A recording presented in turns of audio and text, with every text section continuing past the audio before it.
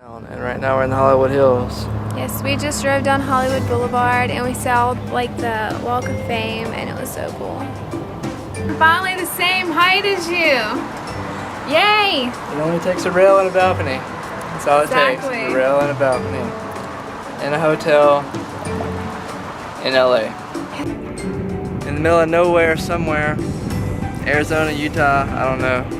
But we're in the middle of some canyon. There's a river down. What's wrong with you? There's something on my foot. Something's biting Brittany's foot. She didn't bring any shoes, folks. She brought sandals to come to the We're in the Rockies.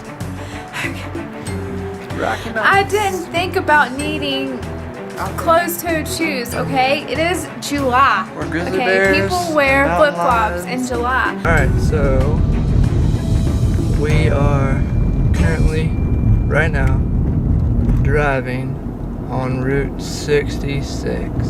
Historic Route 66. Historic Route 66. What do Thomas Jefferson, Robert E. Lee, Edgar Allan Poe, and the Confederacy all have in common? They all proudly call Richmond, Virginia, their home.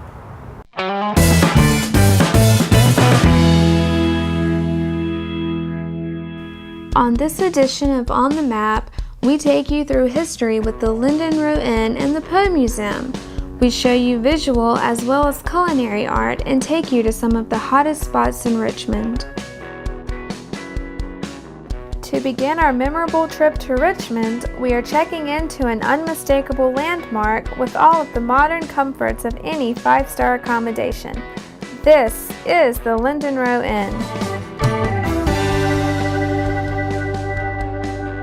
The Linden Row Inn is a place where history, comfort, and beauty all find themselves together under one unique roof. Or, should we say, under 7 different unique roofs, because scanning the history that adorns the main hallways of the inn, you can find pictures of where the Linden Row Inn was once 7 separate grand homes of historic Richmond. Right behind me are the 7 row homes that comprise the Linden Row Inn.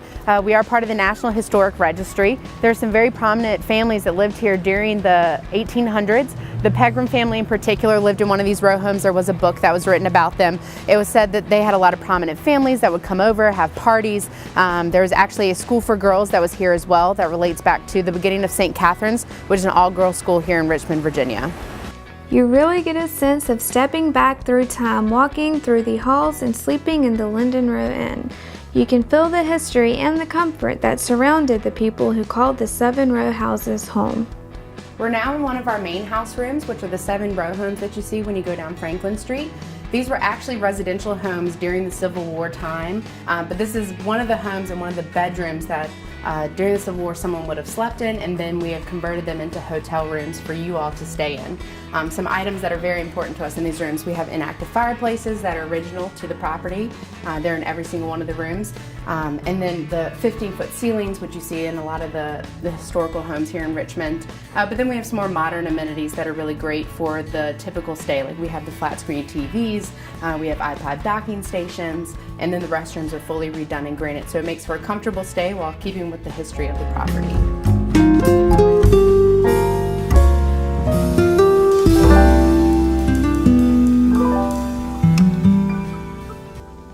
Through the years, the Linden Row Inn has seen the changes that have shaped the city of Richmond, such as being a place where Confederate soldiers laid their heads and prominent families threw lavish get-togethers. So here we are in Mary Wingfield Scott Parlor. All of our parlors are named after historical figures. This one in particular is named after her because she was the one that saved the 7 row houses from being razed. She actually turned it over in the 1900s to the National Historical Society, who then made it into the inn that we have today by connecting all 7 row homes. With all the history and intrigue, Linden Row Inn is an attraction in its own right. Whether you're a history buff or not, Linden Row Inn is a place where your needs of any size can be fulfilled. In our outdoor garden space, we host many events and activities out here. We can have weddings, ceremony, and receptions for up to 125 people. We also host a lot of rehearsal dinners and cocktail parties. So we have different events that come in and out, but we are an outdoor space, so it makes for a really nice ambiance in downtown Richmond while still having an outdoor feel, but in a hotel environment. Edgar Allan Poe played here as a small child. He actually resided where the library is across the street with his mother, and he played in our gardens, and he also, it's said that he wrote his poem to Helen, actually in these gardens. It's a very historical place, and it's kind of cool to kind of walk where Edgar Allan Poe walked and kind of get the feel and ambiance of the hotel. It's 7 row houses with 70 rooms. The main house has 50, and these are our carriage houses throughout the gardens. Even the famed writer and poet Edgar Allan Poe enjoyed life and built memorable memories on the grounds of the Linden Row Inn. And if your interest in Edgar Allan Poe goes beyond walking in the gardens where he once found love, you may be interested in a trip to the museum with all things Poe.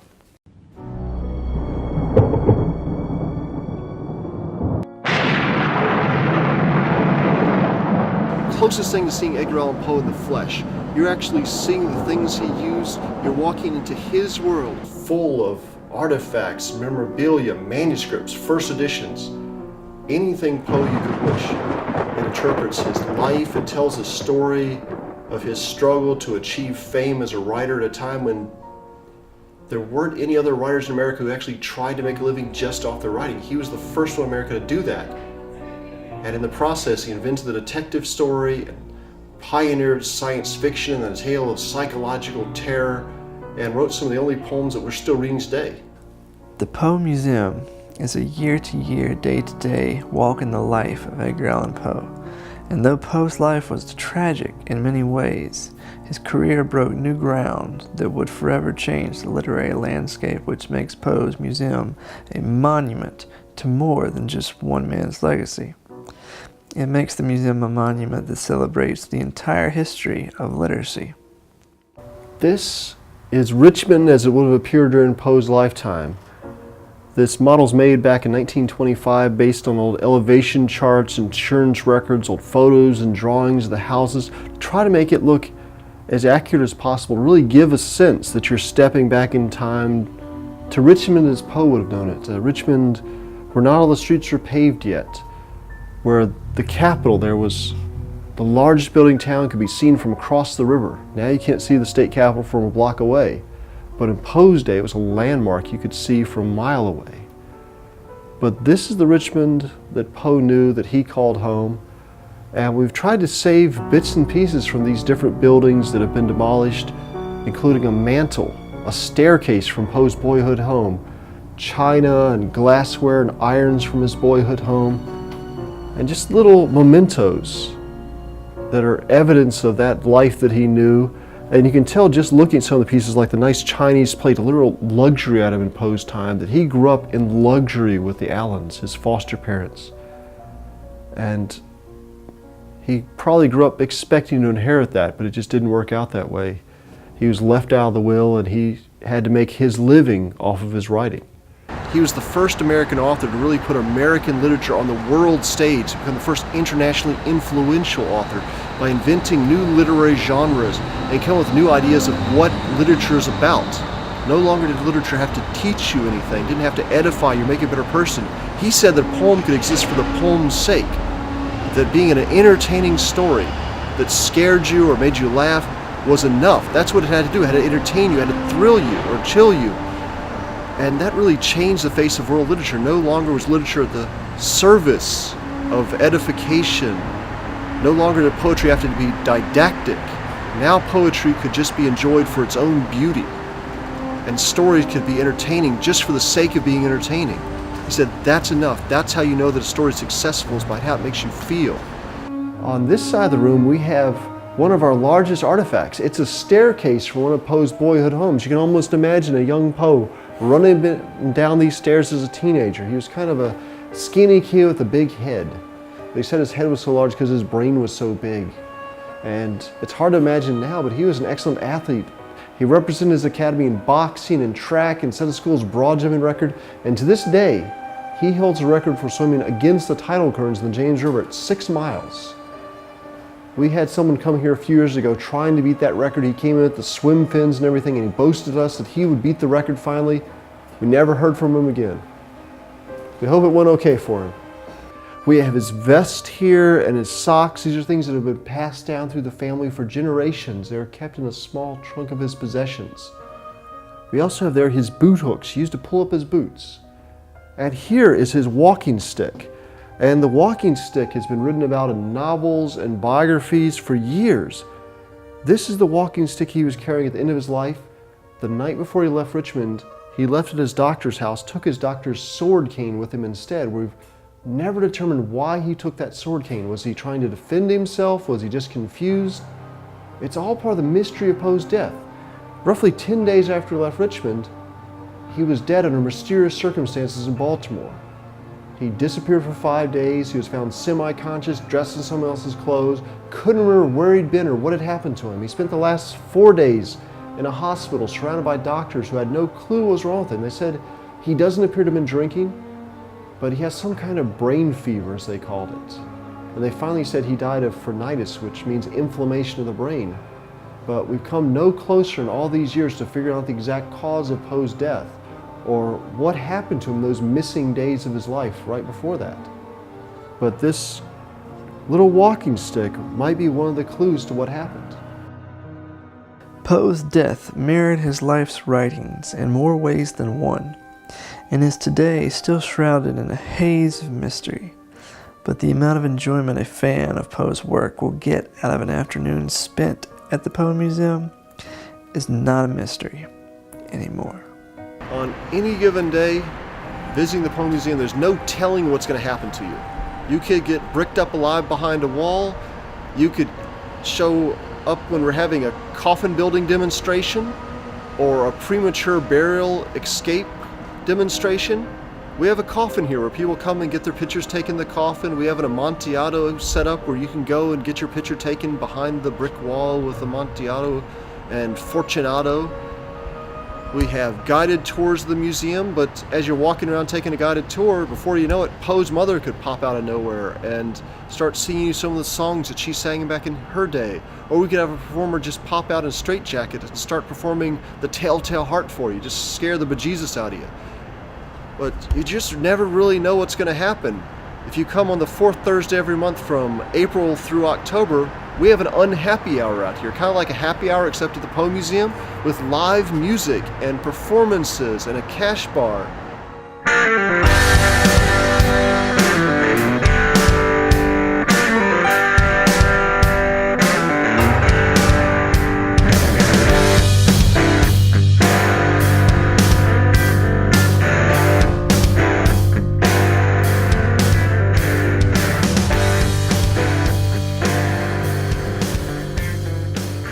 Looking for food? Richmond is the culinary mecca of great places to eat, and if you head into Carytown, you will find plenty of choices to fit your dining desires, such as the Daily Kitchen and Bar, which is a great choice for a filling meal that won't leave you feeling guilty. My name is Michelle Williams, and I am with the Richmond Restaurant Group in Richmond, Virginia. And we own 6 restaurants here locally in town, and today we are at the Daily Kitchen and Bar, one of our newest concepts in Carytown. It's really just about being comfortable, enjoying the food, enjoying the cocktails and the atmosphere, and having a good time. What we serve are things that you would see every day on a menu, but we are just kind of elevating the quality of the food that we're serving.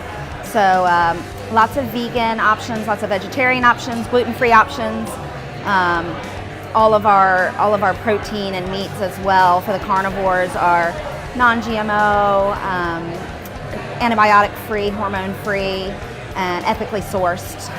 So it's just really kind of getting back to the basics of eating and feeling comfortable with knowing where your food is coming from.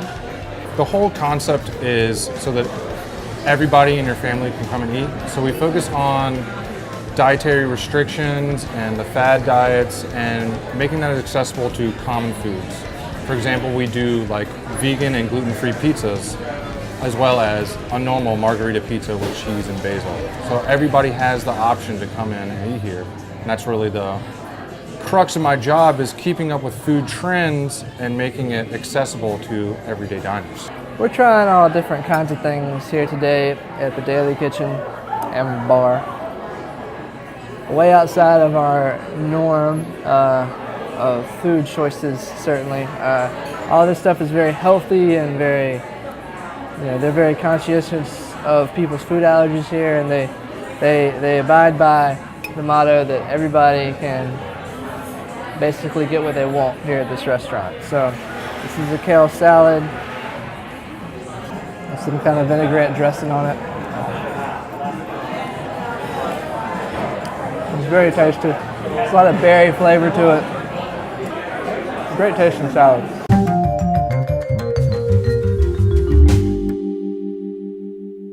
There's just so much great food here. That's the burger I was saying. That is, we make it from a bunch of different beans and grains, and it's vegan actually, right on down to the bread. So we're very proud of those things that we have worked on and figured out and that we can offer. So we have, vegan bread options. We have gluten-free bread options. They're made right next door to us here. A friend of mine is a baker, and so she bakes all of our bread for all of our sandwiches every day and delivers it, like I said, right next door. So we've got a lot of great artisans from Richmond that do help us make all of this happen. Some of our desserts come from a baker over in Jackson Ward as well, and she specializes in organic and raw desserts, and are still delicious but good for you. The veggie burger, it's a blend of walnuts, sesame seeds, and almonds. It's bound with pinto beans. That way I can keep it vegan and I can keep it gluten-free with the gluten-free bun that we offer. However, people with nut allergies can't eat that. A lot of the other things, like the curry bowl that I sent you out, are vegan, gluten-free, nut-free, paleo-friendly, designed to really encompass many diets. And then we stray away from that with something like the pork buns, which is local pork from the Shenandoah Valley. They're called Autumn Olives Farms. We roast that, and we do kind of a spin on barbecue sauce with hoisin, and do it with a Chinese steam bun and pickled vegetables. If they took the veggie burger or the Brussels sprouts off the menu, there would be a revolt. So it's so tasty. It's got great consistency. I never thought a veggie burger could be appetizing. I've been proven wrong here today at Daily Kitchen and Bar. You have to come check it out and try it out for yourself while you're here at Richmond. This is the restaurant that you can come to and feel very comfortable to ask for whatever it is that you want. And the answer is always going to be yes, as long as it's possible to have it done. And so people feel comfortable knowing that they can bring their child who's a celiac here, or that, they feel very comfortable that we're going to take care and handle each person as an individual. And again, still having a great fun atmosphere and great quality, delicious food. Now that your body is satisfied from hunger, until dinner at least, you may be looking to get away from all the hustle and shopping to relax. Well, you could head back to your hotel room, but you could also head over a few blocks away from the Daily Kitchen and Bar to the Virginia Museum of Fine Arts. So we're here at the Virginia Museum of Fine Arts getting cultured today here in Richmond, and I'm with Alan, and he's going to show us around a little bit. So Brittany, imagine before 2010 where we're standing, this was a parking lot. And through the generosity of James and Frances McLaughlin, they donated the capital funds to build this new wing that we opened in 2010 to house our American collection. Recently, through their continued generosity, some of the art that we've seen around the room comes from their private collection. The 73 pieces of art that they put on display in this special collection have some of the most celebrated American artists ever in the history of our country. This places the American art collection at the museum as one of the premier art collections nationwide for this area. You'll notice as we walk along, the spaces are very expansive. We have benches for people to sit and contemplate, because what's amazing is these were hand created. These were artists who had visions, who had stories that they wanted to tell. and this is brought out. So we invite people to stroll through the galleries, such as we're doing now, have a seat, take a look, kind of forget about your worries in life, and just really get deeply into the art and try to create those stories that are in your mind of what the artist was trying to convey. In fact, we should do that. So how do you like sitting here contemplating the art? It's very peaceful and calm and relaxing. And it really gives you time to appreciate every little thing in the painting. The painting that we're looking at was painted in 1920. Its title is Tennis at Newport. This is a George Bellows painting. It's quite a celebrated painting. One of the things that we do at the museum for people who come who may not be as knowledgeable about artwork is we have labels next to all of our art. So why don't we take a look at what this painting's about? It's really interesting. In the summer of 1919, George Bellows attended an invitational tennis tournament at Rhode Island's prestigious Newport Lawn Tennis Club. And as we read on, you can tell where he was at, what he was thinking, what inspired him to create this masterpiece. Such as him being captivated by its luxurious setting and finely attired people. Yeah, because in 1920 they didn't have digital media like we have, or television. Everything was very much replicated through people's mind's eye and how they portrayed it. We didn't have the color and the action that we enjoy so much today.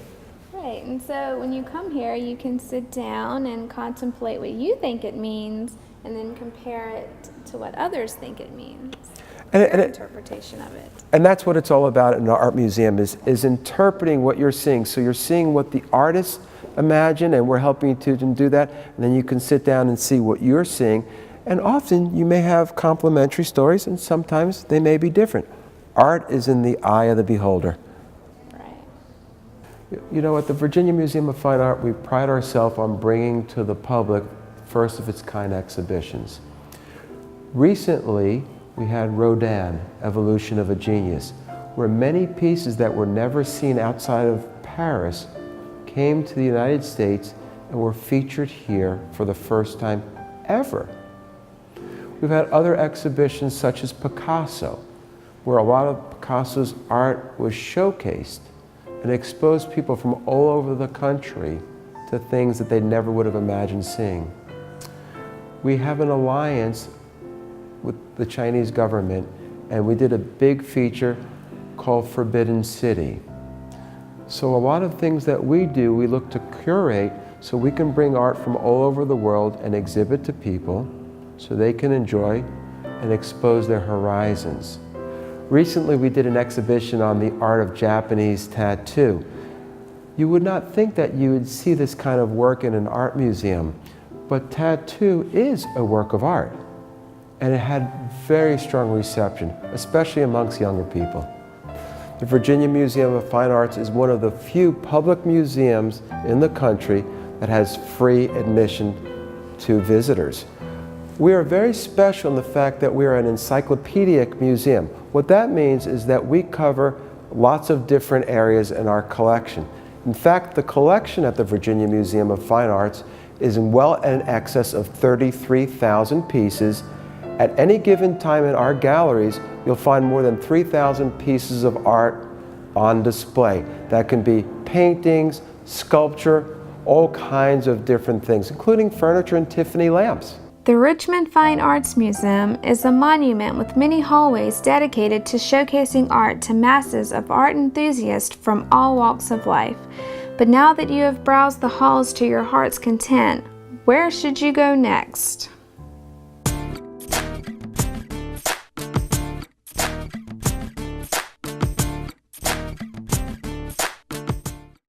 Well, the nightlife around Carytown can keep even the liveliest visitor occupied, and chances are you won't have to look far for a good source of entertainment.